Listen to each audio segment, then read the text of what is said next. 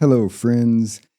In this episode, I'm going to talk about talking to children about separation and divorce. And I'm going to talk about two things that you don't want to say, two things that you should say, and the most common question that parents ask me about talking to children about separation. I'm going to answer that.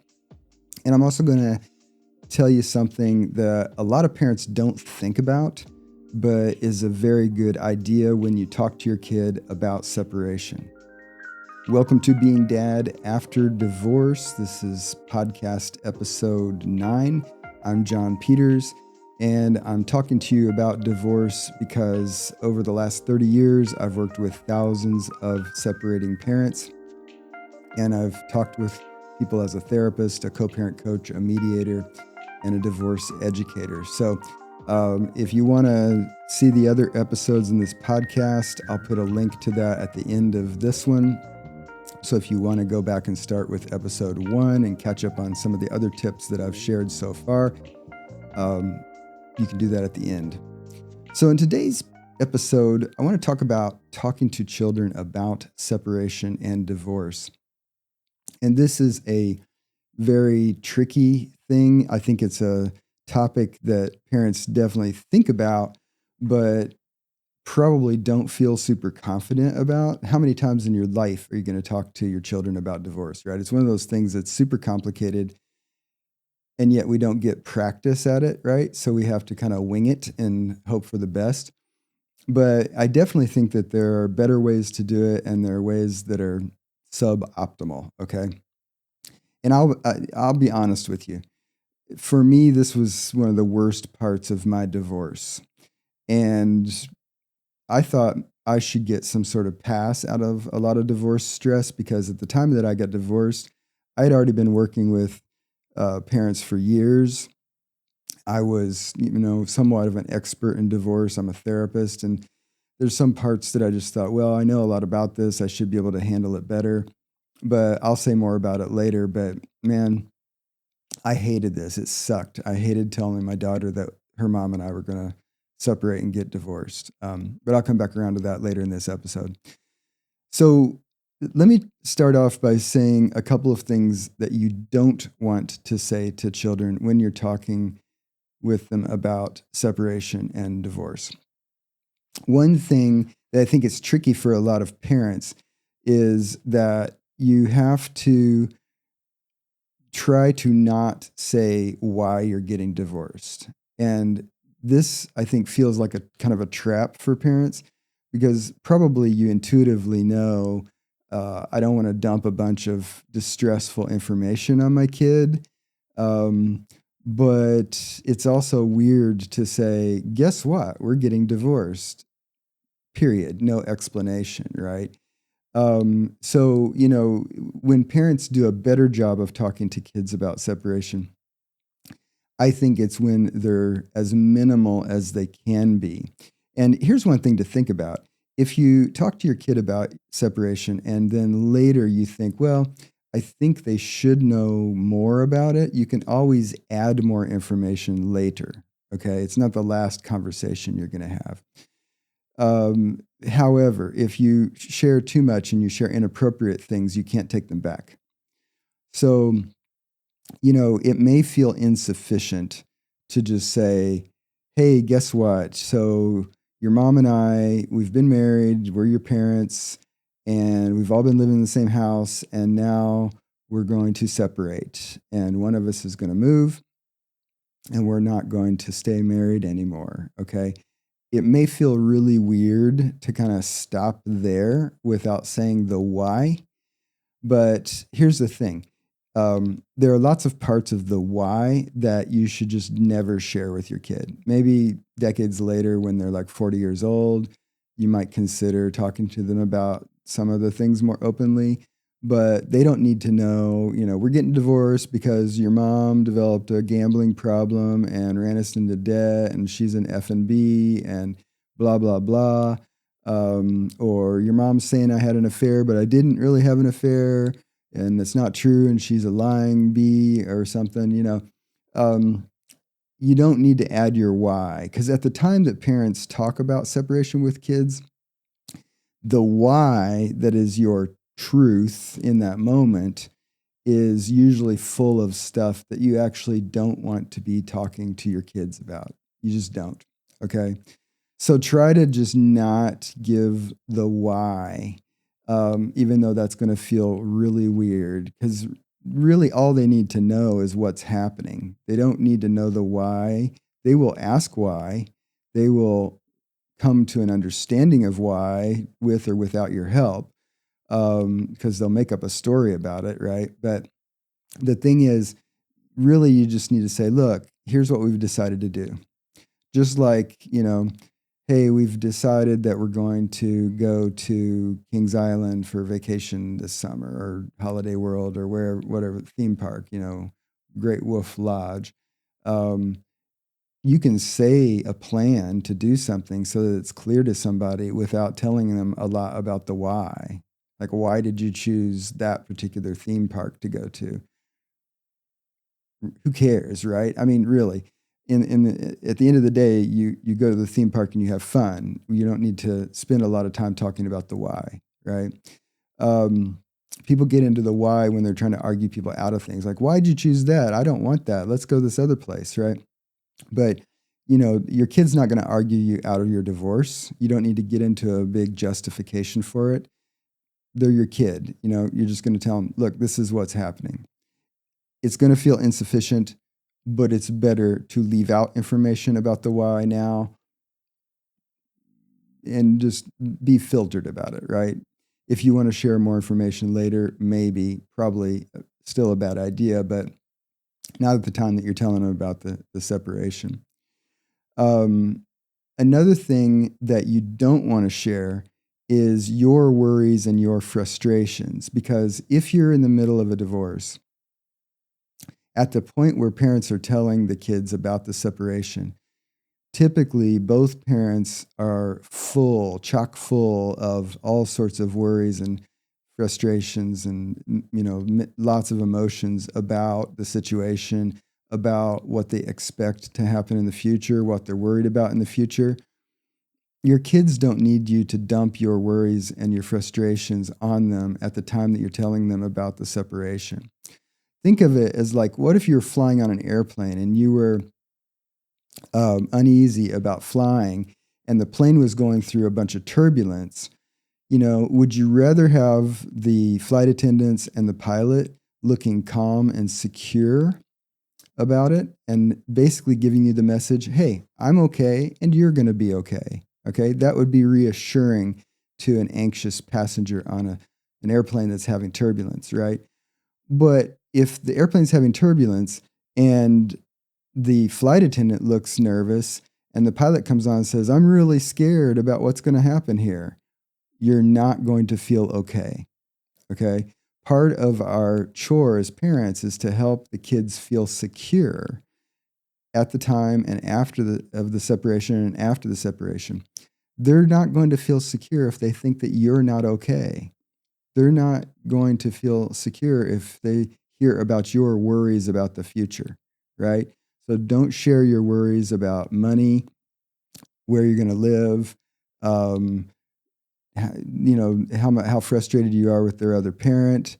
They don't need to hear that. That's going to make them less secure, right? Now, you may be worried, you may be frustrated, but talk to your friends about that when you get support. Talk to your therapist. Talk to your co-parent coach if you have one.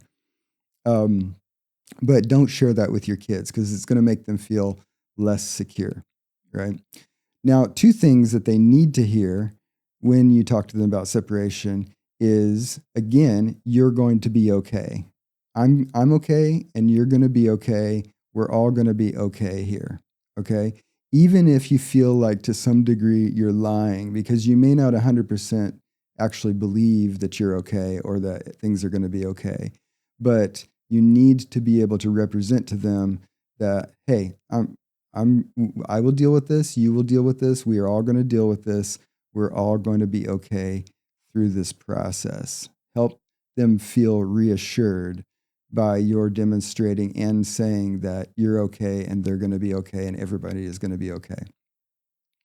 and of course that you love them, and that their mom will continue to love them as well. Another type of thing that is important to try to tell children at the time of separation are things that are not going to change. And this is a little bit of a chore because at the point where you're talking to your kids about separation, you're probably thinking about all the things that are changing, right? And so your brain is really primed to focus very highly on all the stuff that's changing.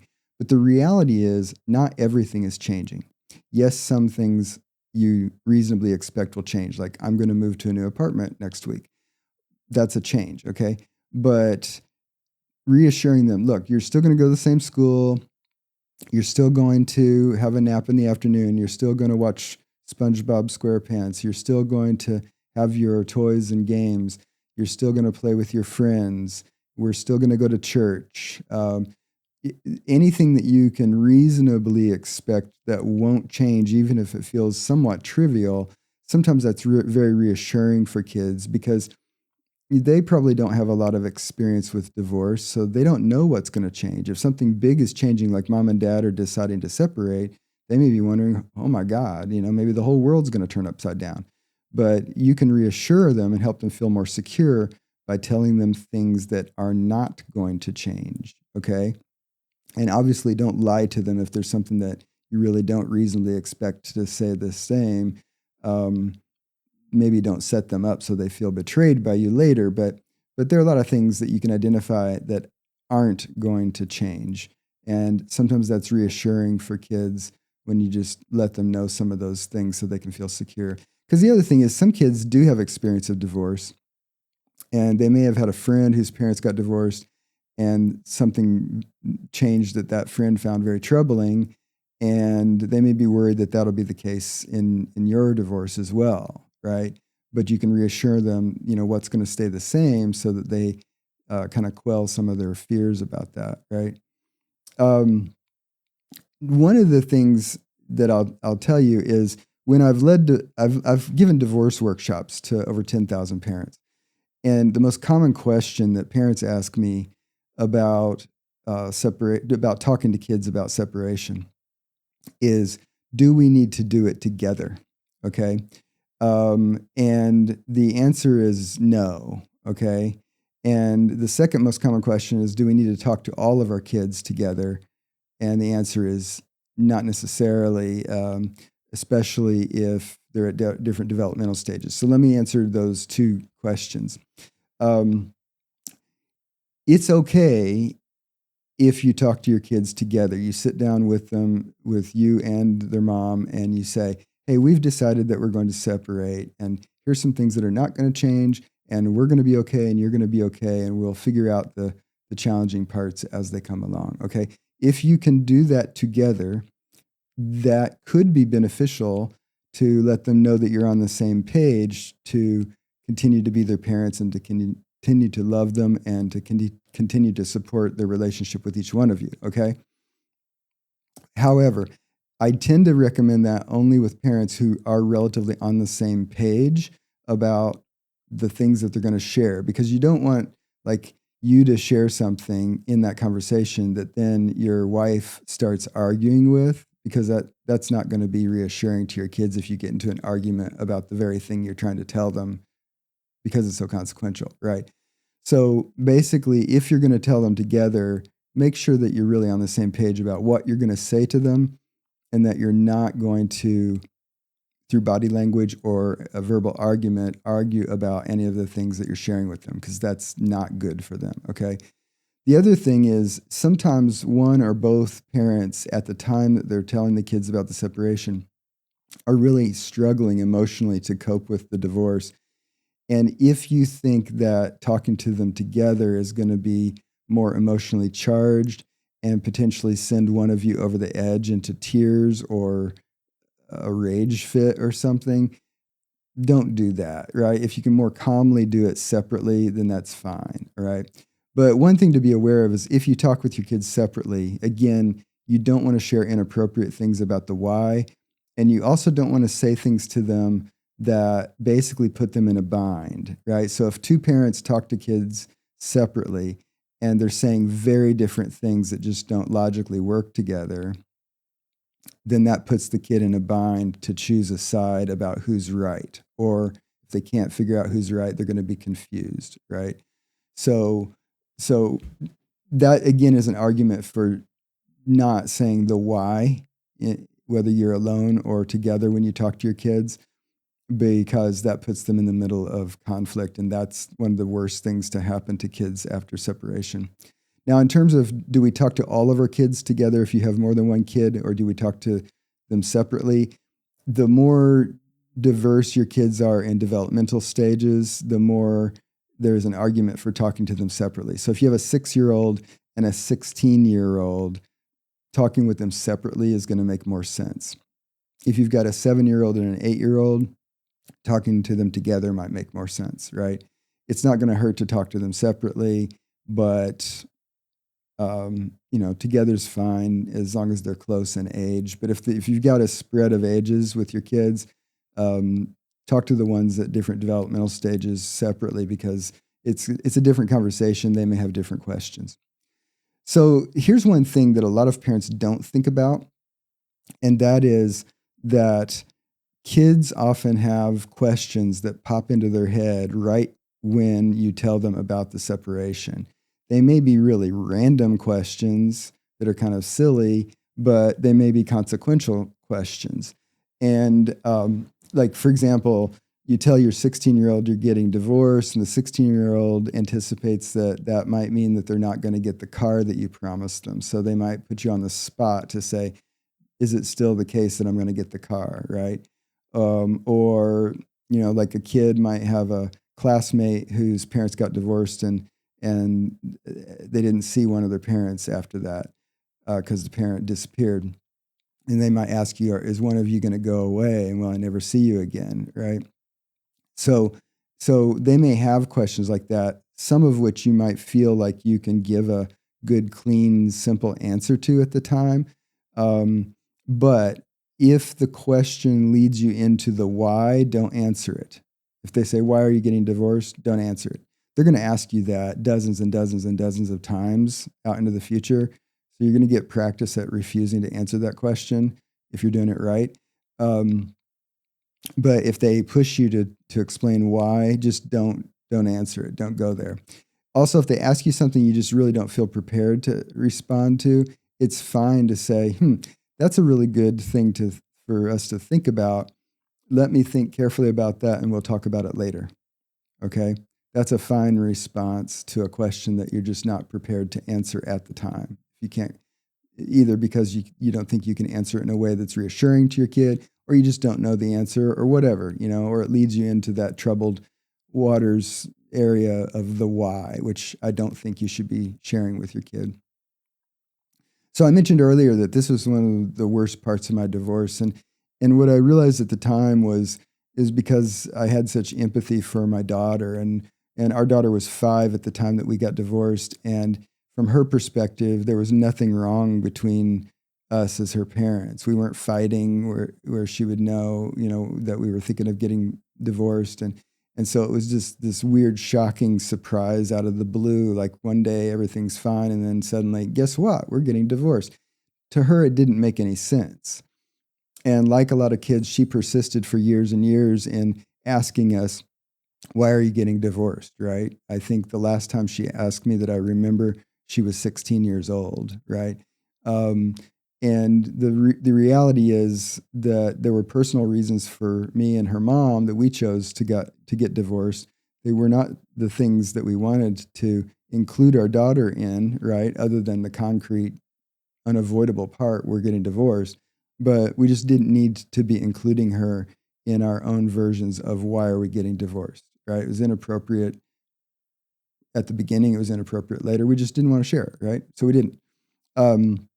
But kids ask questions, okay? Just be aware they may ask you questions about what's up, what's going to happen, is this way or that way, right? And if you can answer it in a clean way, it's okay, but feel free to put them off and say, let me think about that, and we'll talk about it later, all right? So thanks for joining me today. If you've yet to subscribe to the channel, please subscribe. And if you like this content, hit the like button below. Feel free to comment below or ask questions in the comments below, and I'll respond. And if you have a friend who's going through a divorce, feel free to share this podcast with them so that maybe he can get some benefit as well. And I'll put a link here at the end to the episode 1 in case you haven't watched any previous episodes in this podcast series, so that you can jump there and get some of those previous tips that I've already talked about. So thanks for joining me today, and I'll see you in episode 10.